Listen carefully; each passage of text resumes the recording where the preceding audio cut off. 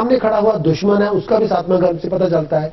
और सातवां घर में हमें कोई गेन जो होता है जॉइंट बिजनेस पार्टनरशिप से, फाइनेंशियल गेन कैसा होगा, बिजनेस पार्टनर हमें कोई धोखा तो नहीं दे देगा, डिसीव तो नहीं कर देगा, क्या है कि बिजनेस पार्टनरशिप कुछ मेरे लिए लेके आएगी, आपके लिए कोई फायदेमंद होगी। चलते हैं जी कॉलर की तरफ। हेलो,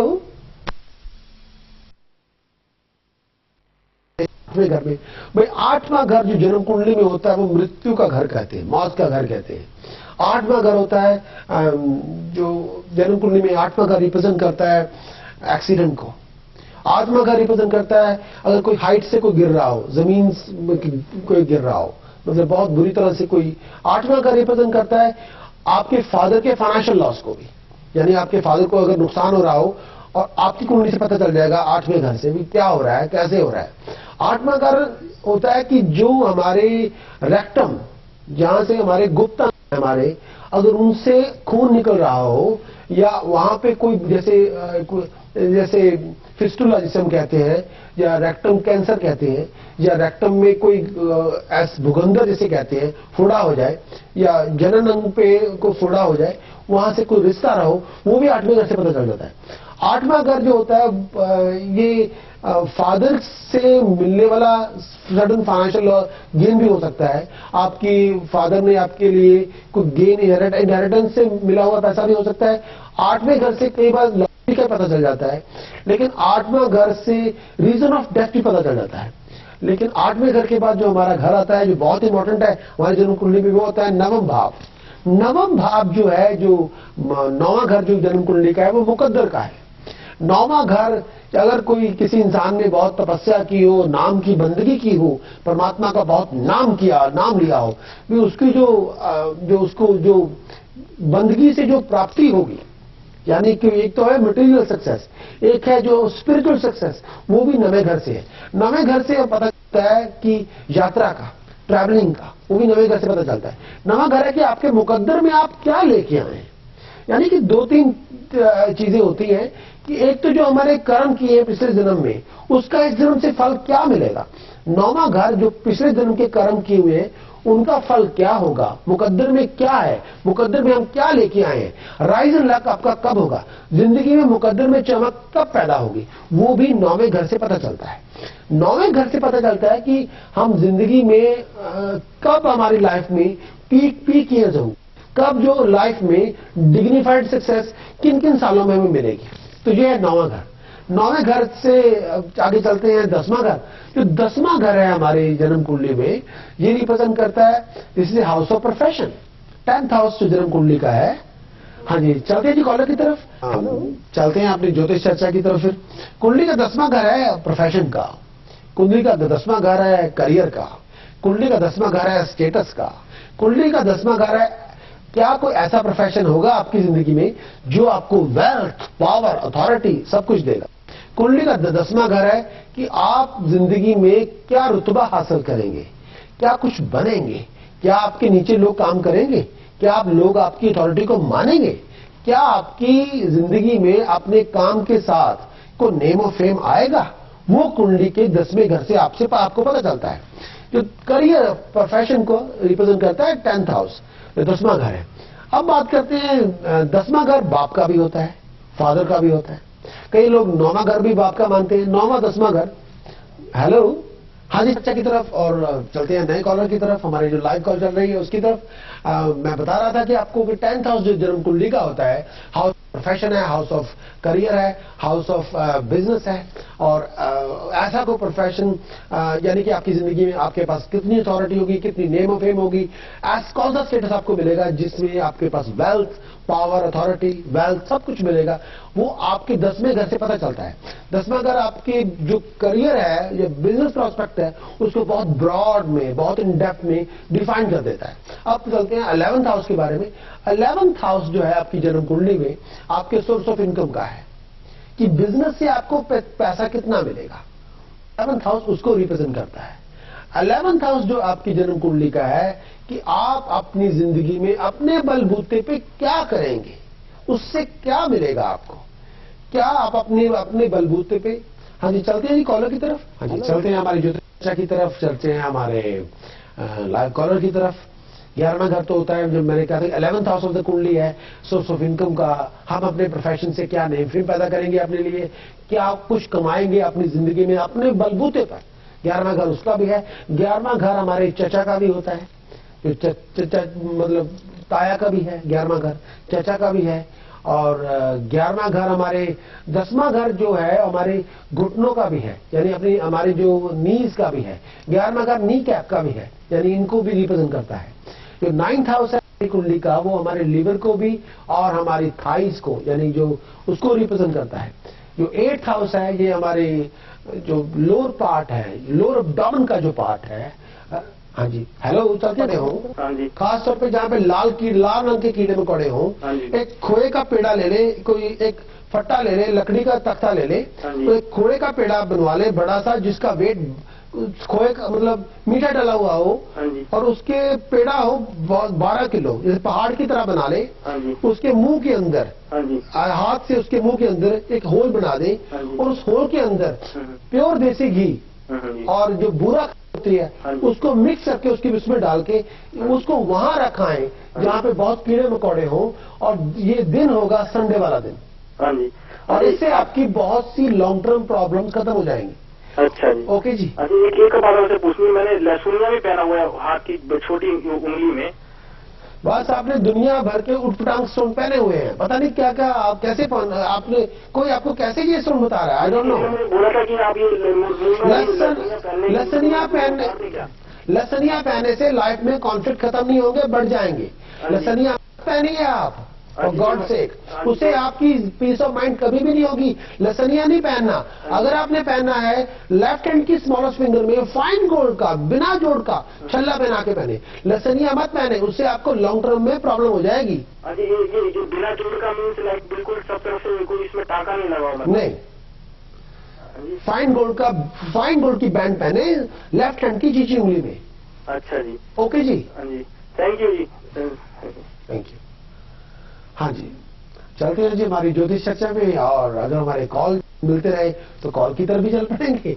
हमारा जो कुंडली का 12वां घर है खर्च का, एक्सपेंस का 12वां घर है। अगर किसी के बैंक्रप्सी होनी हो तो 12वें घर से पता चल जाता है। खुदा ना करे किसी की बैंक्रप्सी हो, भाई ये तो बहुत बुरा वक्त होता है।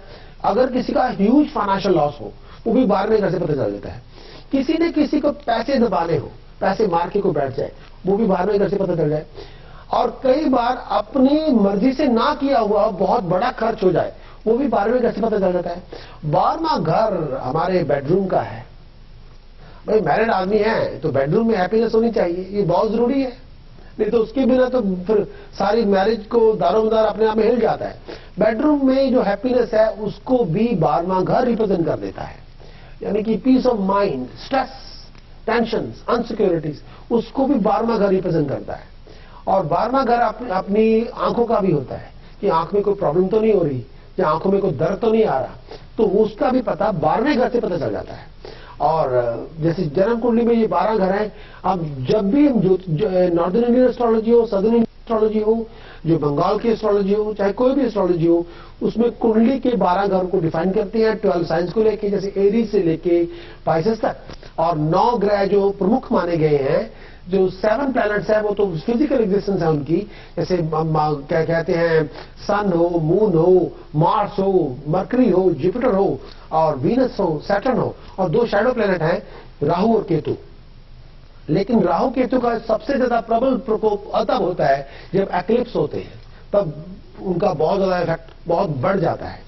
तो 9 ग्रह हैं और 12 जो कुंडली के घर हैं, तो ये काल चक्कर में ये घूमते रहते हैं। तो मैं टाइम पे और भी ज्योतिष में चर्चा करूंगा आपके जो जन्म कुंडली के बारे में, उसमें और भी बहुत सी बातें आती हैं, बहुत कुछ सीखने को मिलता है। ये ज्योतिष चर्चा में astrology is not like a mumbo jumbo, astrology is a pure science. Hello, चलते जी कॉलर की तरफ। हेलो। Okay, thank you. हाँ जी, नमस्कार जी। नमस्कार जी। हाँ जी, गल करो। हेलो। हेलो, नमस्ते जी। हाँ जी, नमस्ते जी। सत श्री अकाल जी। सत श्री अकाल जी। मैं अपने हसबैंड बारे पूछना जी। नाम कीजिए उनका। उन्होंने पी सिंह है जी। डेट ऑफ बर्थ हैगी है दिसंबर की 12वें महीने की 9 तारीख 41। हेलो हाँ जी 41 है जी। हाँ जी ਉਹਨਾਂ ਦੀ ਸਿਹਤ ਬਾਰੇ ਪੁੱਛਣਾ ਹੈ ਤੇ ਪਦਾਇਸ਼ ਦਾ ਵਕਤ ਪਤਾ ਉਹਨਾਂ ਦਾ? ਵਕਤ ਦਾ ਨਹੀਂ ਪਤਾ ਇੰਡੀਆ ਦੀ ਤਾਇਸ਼ ਆ ਚਿਹਰੂ और पैदाइश किस जगह तो हुई इंडिया च? ਇਹ ਚਿਹਰੂ चेहड़ू। हाँ जी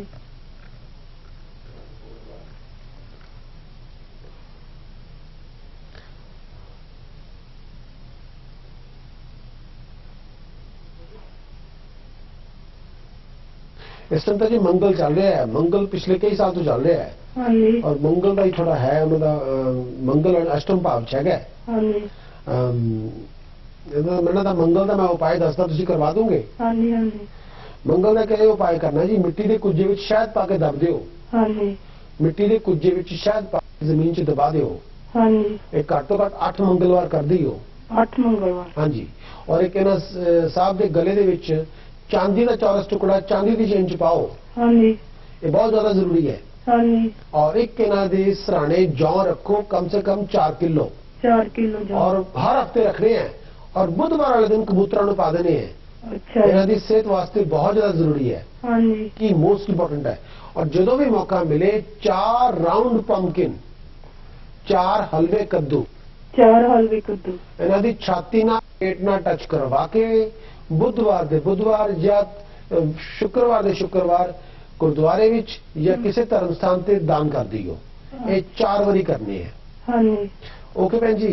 हाँ जी इन्होंने स्ट्रोक होया 1 हाँ साल जी उन्होंने काफी ज्यादा आ जड़ा मंगल है उन्होंने खराब है काफी ज्यादा। हाँ जी ये जो मैं उपाय दिते है जड़ा तुसी जौ वाला ये बहुत ज्यादा जरूरी करने हैं जी, बहुत ज्यादा जरूरी है। 4 किलो हाँ जी 4 किलो जो हाँ जी ये बहुत ज्यादा जरूरी है। 4 किलो जौ सराने रखने हैं, हाँ जी। बुधवार दिन कबूतरों को पा देने हैं, बहुत ज्यादा जरूरी है।